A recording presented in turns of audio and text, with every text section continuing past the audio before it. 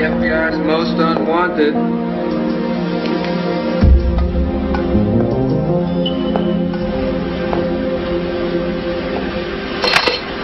Agent Mulder, I'm Dana Scully. I've been assigned to work with you. Oh, isn't it nice to be suddenly so highly regarded?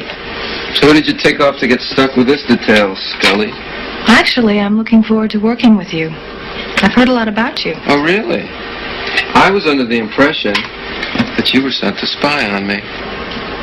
If you have any doubt about my qualifications or credentials... You're a medical doctor. You teach at the academy. You did your undergraduate degree in physics. Einstein's twin paradox, a new interpretation. Dana Scully's senior thesis. Now that's a credential, rewriting Einstein. Did you bother to read it? I did. I liked it. It's just that amongst my work, the laws of physics rarely seem to apply.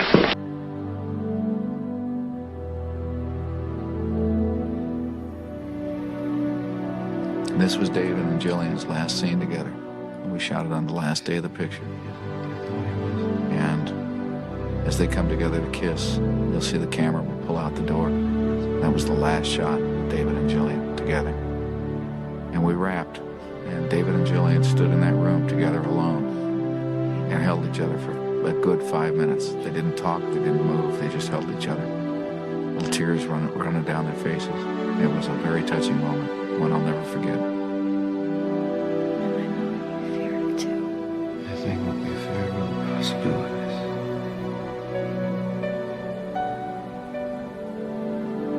Directing that scene with David and Jillian was extremely tough. You know, that directing this whole two-parter was very emotional, but especially with David and Jillian.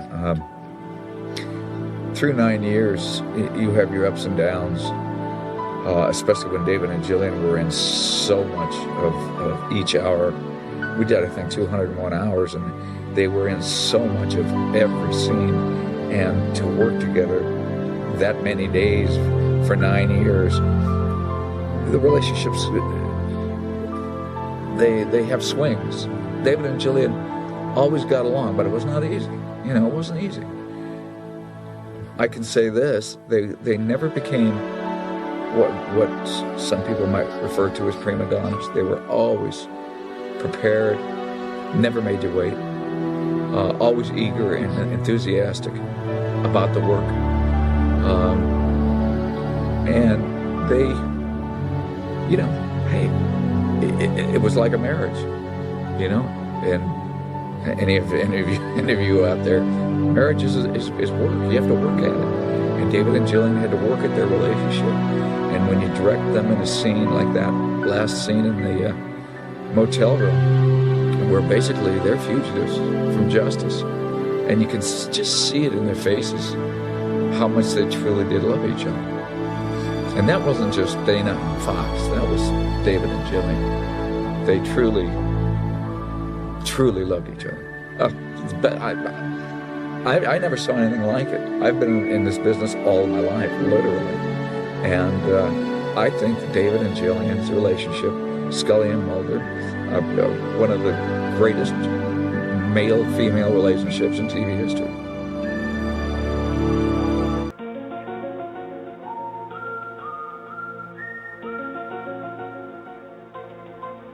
Mulder and Scully are back.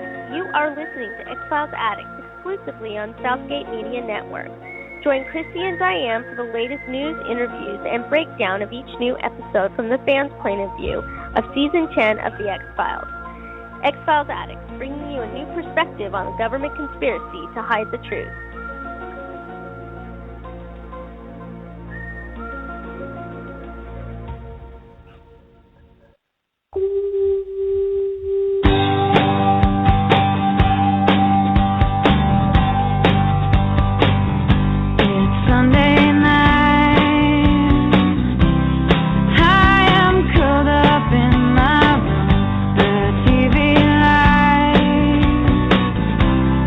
Fills my heart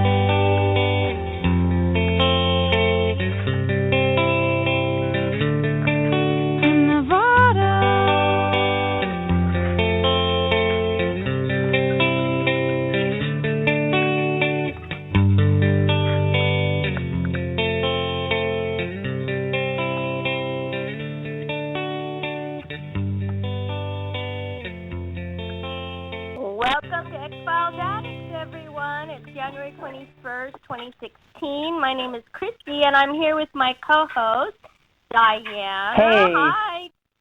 How are you? Welcome. I'm Dianne Maythorne. Nice to meet you, finally. Yes, I know. We've been Facebooking back and forth trying to figure out when we can do this. I'm very excited that we figured it out finally. I am too. Yeah, this is awesome. Of course, I think that song definitely depicts, well, me for sure. I mean, Sunday night was David Duchovny night. Well, I was kind of thinking I still got it bad for David Duchovny, so. Well, I tell you, for as obsessed as I am, you probably don't know this, but I am Sleepy Hollow Addicts. I am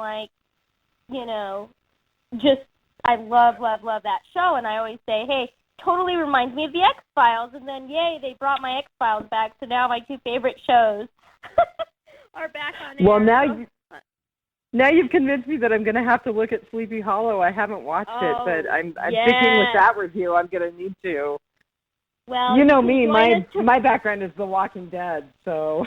Oh, yeah, and I love The Walking Dead, too. But, we're doing a Sleepy Fridays. So tomorrow night we're rewatching, I think, Tempest Fugit. So you can join us. We just go online and watch it. And then we do a Hollow Hangout, and we talk about the show and lots of things that are going on in the fandom. So that's very tomorrow cool. night if you're around. Yeah. So anyway, that sounds great. X-Files. Yeah, it's been so much fun. Oh my gosh, I can't even tell you. But yeah, I'm just so excited the X-Files is back, and me too. Oh gosh, I tell you, it's like a dream come true. I kept praying and hoping they were going to do a movie, but I'd rather a six-part event, 6-episode event than a 2-hour movie any day. Well, I saw the ad from a Comic-Con. I think it was actually San Diego Comic-Con, wasn't it? Where they basically came out on stage and were kind of hyping the 20th anniversary. Oh, yeah. And I was the same way. I was like, please, God, let us see something. So I agree. A 6-episode arc is way more than 2 hours in a movie theater. Yeah, and I think I've seen the first 3 episodes already. I got to preview them, and I will say, it's just everything that we loved about it. It's just completely back.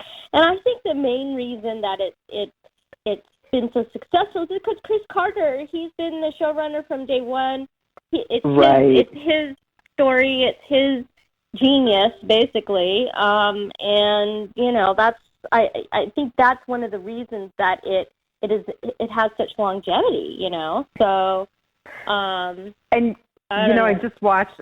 I know we're going to talk about it a little bit, but I just watched the preview that they put out, and there's just such genuine respect and affection for the characters and for the storyline. It really shows.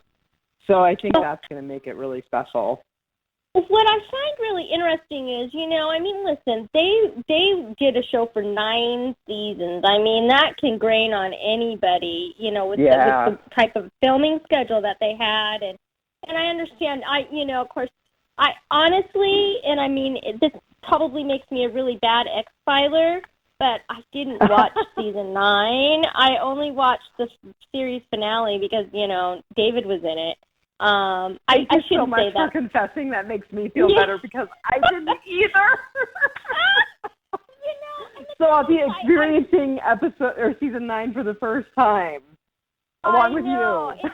Exactly. And so I was just like, oh my gosh, I felt bad, but I did watch 2 of those episodes, I should say. I watched the William episode because I wanted to know what happened to the baby, with the and then the lone gunman episode when they died. I still can't believe they killed the lone gunman off. I was so upset. I did see that episode, and I'm wondering, so, I know that we're going to talk about that a little bit too, but they're coming back somehow. Yeah, they're coming back. So that'll be interesting. I'm not sure if it's going to be episode 4 or 5 yet. I haven't got the press release yet for that, but Oh, man, I'm anxious to see them, that's for sure. Well, maybe they'll do it in, like, a flashback or something. I don't know. I don't know how they're going to do it. Although they brought the cigarette smoking man back, so. Right. So that's really exciting. I think I told you, and I know we're kind of skipping around here, but yeah. I read his autobiography. Yeah. It's a book called Where There's Smoke, The Musings of a Cigarette Smoking Man, and it was so good. I bet. So I would just highly recommend that to any fans who are interested. Yeah, I need to read that. I know. Well, yeah, I mean, he's so, I just find it hilarious that he doesn't believe in aliens or right. life outside, and it cracks me up. He's like the quintessential, alien villain, alien right. governmental villain of all time, sci-fi history, and he doesn't believe in it. It cracks me up. But well, and his background, I mean, he's this classic stage actor. His background is totally not what you would expect in someone who ended up with his notoriety from this series, but yeah, it's a great read. I'll have to check that out. We may have to do an episode about that, maybe. We'll do that would be fun. Something.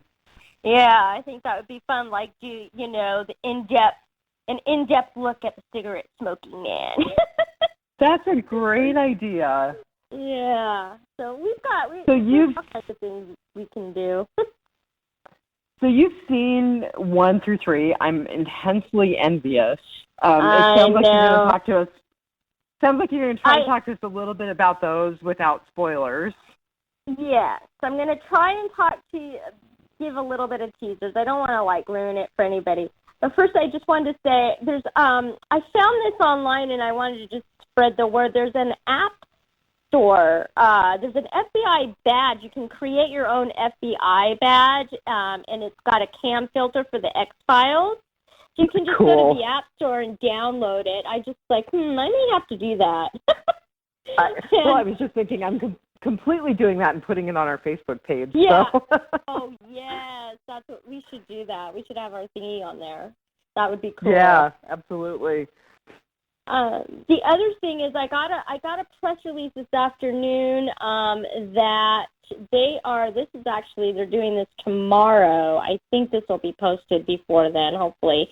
That the Fox and the X-Files creator, Chris Carter, has created a out-of-this-world experience at the Grove on Friday the 22nd. The X-Files has recreated a huge UFO that has crashed into the middle of the Grove for the ultimate fan experience and photo op, hashtag the X-Files. In addition to the UFO sighting, fans will be able to watch the new premiere episode and the second episode at the Grove Movie Theater starting at 7, and it's first come, first serve. So you just have to get your butt down there and get in line. So it's at the Grove, which is in LA. If you're in LA, I highly recommend going because I got the invite, but I can't go. I'm not there. I'm in Seattle, so I was bummed. Right, but I'm in Alaska, so I'm not going to make it either. Yeah. Oh, it's just a little jaunt. You could do it. Yeah, it's just a small one. I know, really. I do have a friend in LA, though, and I'm going to hassle him and tell him to go. So. Oh, my God. You might have to. Have him take some pictures so we can put them on our Facebook page. Ooh, perfect. That's a great idea. Hey, man, we got it. We got it wired. Somebody will do it for us. Oh, man. So, okay, let's just talk a little bit about, I don't know, where do you want to go from here? Let's talk about, I guess let me talk about, I'll tease you in just a little bit. I don't want to, give it all away right away. But in the beginning, I mean, what are the reasons that you fell in love with the X-Files? I actually had to go back and look up the particular episode that sucked me in. And I was horrified to realize that my entry into the world of the X-Files was so late. So the episode that sucked me in was called The Field Where I Died. Do you remember that one? Oh, I love that episode. And that's from Mulder. season 4. Yeah. So for people who don't remember it or people who have kind of vague memories of it, it's the one where Mulder has a past life connection to a woman who's in a compound, kind of like, I think it was happening around the same time as Waco or shortly after Waco. Yeah. And it was very similar to that dynamic. Mhm. Yeah, and totally. I can remember watching that episode weeping. Mhm. Well, it just hit me so hard. So because if you believe in that, I do think. I mean, I can't imagine this is just it, you know. And so for him to have such a profound connection and not realize, just the connection to her, but to all of the other people in his life as well. Right. Exactly. Because it explored relationships with other people in other times. Right. It was a great episode. I always wondered, like, what inspired Chris to write that episode? You know? I don't know. You know, I'll have to do a little more reading about that when we actually podcast about that one. Yeah.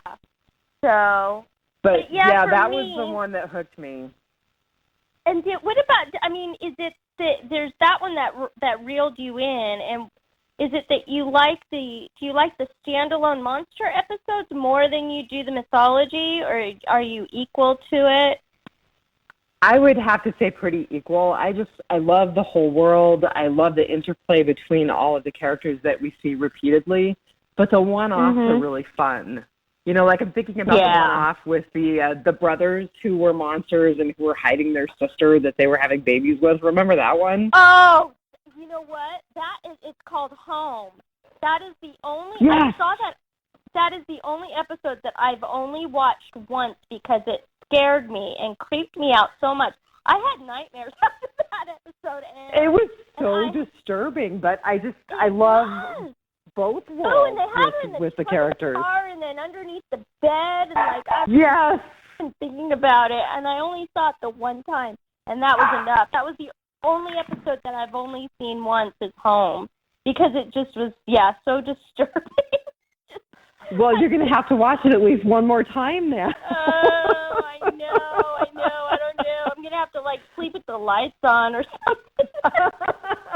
It really creeped me out. I guess it was, you know, when she comes out from under the bed. That was. They kind of rolled her out like on a furniture skate or something like that. It was really creepy. Yeah. Oh, God, it was so creepy.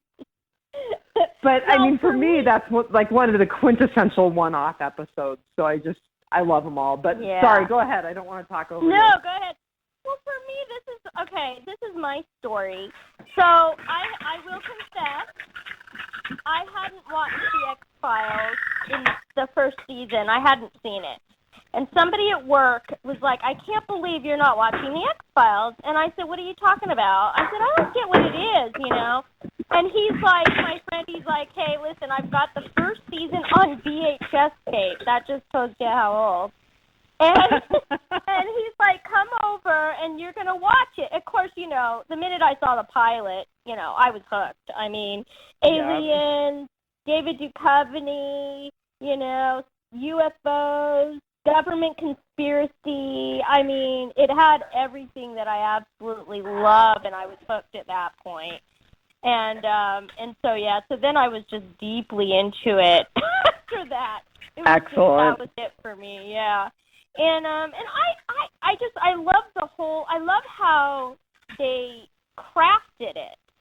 I mean, you know, they could have done it. They could have like overdone the mythology too much, or they could have overdone that. They had such a great balance of both. I agree. I was just thinking balance is the perfect word. Yeah, and so I'm just, you know, and I find it really interesting. You know, talking about the new season. You know, Chris Carter, he has his pulse on what's really going on politically, you know, within the world, politically, technology-wise, within the government. He really knows what's going on. And I'll talk about the first episode, of course. everything that is going on in the world today, politically, between China, Russia, the U.S., the surveillance, the technology that is tracking everybody, all of that is in this episode, and it does in the second episode. It does continue a little bit because there are reports that the government has been doing experiments with humans and aliens and mutations and things like that, and that's sort of what the second episode is about. And the third episode I absolutely loved. It's just classic X-Files monster. Nice. Monster with a twist. There were a lot of nods. There was a nod to Kim Manners, and Jack Hardy, which I was so happy about. There was a nod to a couple of the older episodes. They did, which was So it was endearing. And Mulder with technology. Oh my God! Wait till you see it. X-Files 90s versus 21st century is hilarious. I mean, that episode. Oh, that's so cool. I know. I couldn't stop laughing. I mean, it was just so funny. And I was watching that documentary, and they were talking about, and we'll talk a little bit about the documentary, and I'll link it on the Facebook page. But they were talking about bringing them current and bringing them into this new world, and I think that's going to be so interesting. It gives me chills to think about them in our current political and sociological environment. So, and it's going to be interesting to see how this all, how it all turns out. They also they mentioned William. William, of course, is Mulder and Scully's child. Right. Of course, he'd be 15 now. And there's a couple of really, really cute, fantasy scenes that Mulder and Scully have. And it kind of makes you sad, though. But I feel like eventually they're going to, kind of go there. I mean, my feeling or my theory has always been that, William was the first organic super soldier. And I always felt like he was going to lead them. And so that's why, I just kind of am thinking that, he'll, maybe down the line, he'll make another appearance. Up. Yeah. I mean, I think that would be very interesting. And to have Mulder and Scully, what do? They need to stop their son, but then it's their son, it would be an interesting, That sounds pretty horrific, but it sounds like something that would punch you right in the gut. Oh, yeah. And pull you in the way something like The Field Where I Died pulled you in. Yes, exactly. And then, I think that all of us fans, I mean, I've always wondered, what are they going to do? They've got to bring William back into the fold. And the other great thing is I know David Duchovny and I think Jillian, they both said that they would be, willing to do another season. But they can do these short little seasons where, they're not quarantined for 9 months filming. I think that, they could do that and they could eventually give us the William chapter, sort of. I was so hoping you would say that because one of the things I've got written on the show notes that you sent to me was, is there any way it's going to continue? Because there's part of me that thinks, okay, 6 episodes is awesome, but I really want more. I'm not going to be satisfied with just 6 episodes. So I'm glad to hear you say that. Yeah, they've been asked quite a bit, and I think Chris Carter, I think that, depending on how everything, is going in the world, I can imagine that they would try and work it out. I mean, we obviously need our X-Files. Well, it was pretty neat. Chris Carter did say in the X-Files Reopened that the primary reason this series is back is because of the fans. Yes. Well, like you said what was it, 2013 at the Comic-Con. That was the year I hadn't sent in my credentials, so I didn't get to go. So I was so upset, you know. It's like, oh my God, Mulder and Scully, everybody's there. And then I got to go to the New York one this year with David and Mitch Fleggy and Chris Carter, so that was amazing. So I have to tell you, when I saw Skinner, I was just beside myself. I was so happy to see him back. I know. Well, you know, the thing is the show just isn't the show without Skinner and the cigarette smoking man and the lone gunman. I agree. I mean, you know, and I know Robert Patrick is going to be back. Annabeth Gish is going to be back just for just for a little bit of part of an episode. But you know, she's peppered in, I guess. I haven't. Mm-hmm. She's not in the first. Yeah, those two are not in the first 3 episodes. So my guess is they'll be in the back end there. So it's nice that they kind of. Sorry. No, go ahead. So it's nice. It's nice that they kind of bookend the mythology like that. But I'm glad that they're really honoring and continuing with the original characters. Yeah, I mean, you can't, like, the fact that they brought the original cast back is just, I mean, how lucky are they to be able to do that? I know. I mean, geez. It's pretty cool. William, go ahead. Go ahead.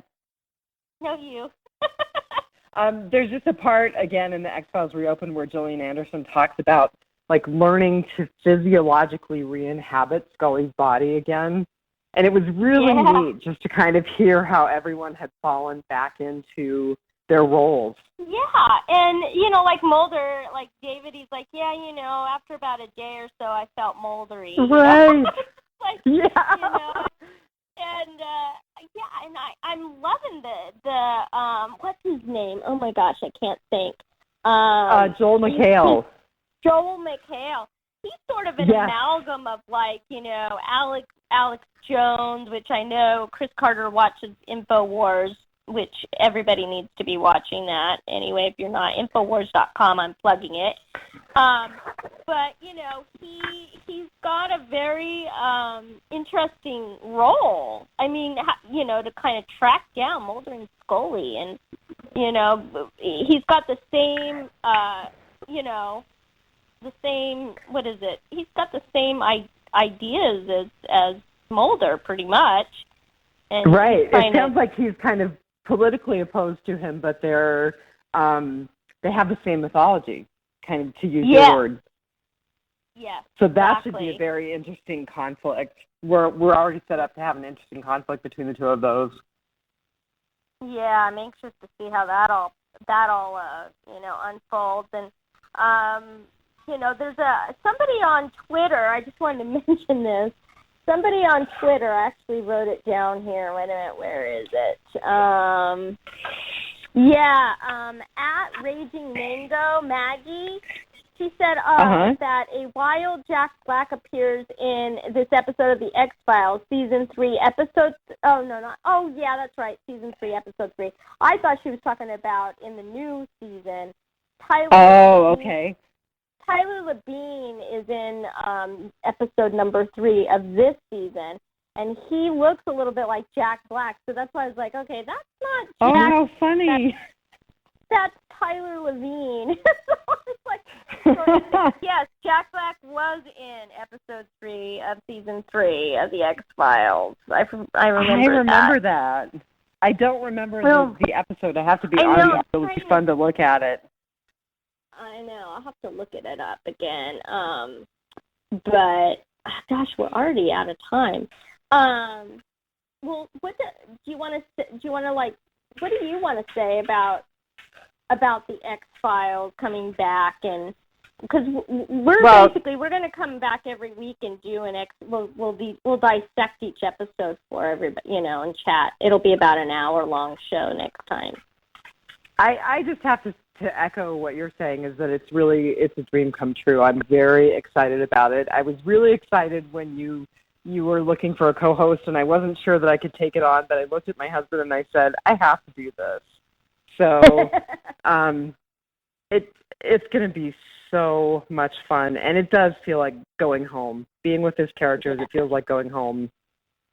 So I'm really excited. It's like your old friends are here, and yeah, so much fun. It's so fun. I've got a young friend in her early 20s who said, I can't believe I missed this. And I said, well, now you can watch it along with me and Chrissy. Yes. Oh, my God. It's so funny to hear people missed out, It's such a great show. I can't even imagine know. That, But yeah, so we will be back next week. I think I'm not sure when we have to figure out when we're recording it. We'll be talking about episodes 1 and 2 because the first episode airs Sunday at 10 p.m. on Fox and on Monday 9 p.m. on Fox. So it's like a 2-night special. And I've got all of our I recorded all of our contact info for the exit. Excellent. Yeah. So, well, thank you for agreeing to be my co-host. I think this will be fun. Thank you for the invitation. I'm so excited. This is going to be great fun. Definitely. Well, I guess that's our first show for tonight, and we will be back next week. So I guess all right, we're have a great out of week. here. You too. We're out of here. Good night. Good night.